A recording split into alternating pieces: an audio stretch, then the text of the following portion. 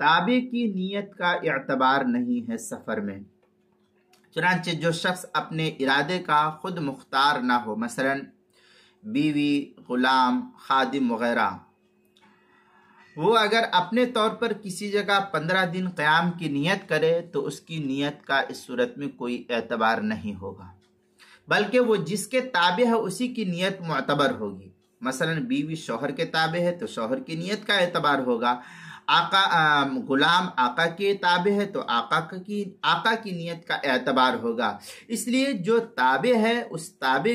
کا اعتبار نہیں ہوگا، جس کے تابع ہے اس کی نیت کا اعتبار ہوگا۔ چنانچہ اس سلسلے میں کافی تفصیلی بحث کرتے ہوئے فتاوی عالمگیریہ میں نقل کیا ہے، وَكُلُّ مَنْ كَانَ تَبْعًا لِغَيْرِهِ يَلْزَمُهُ طَاعَتُهُ يُصِيرُ مُقِيمًا بِإِقَامَتِهِ وَمُسَافِرًا بِنِيَّتِهِ وَخُرُوجُهُ إِلَى السَّفَرِ۔ اس طریقے کی عبارت عالمگیریہ، فتاوی عالمگیریہ کی پہلی جلد صفحہ 141 بدائع الثناء، جو زکریا بک ڈپو دیوبند کا ہندی نسخہ ہے، اس کی پہلی جلد صفحہ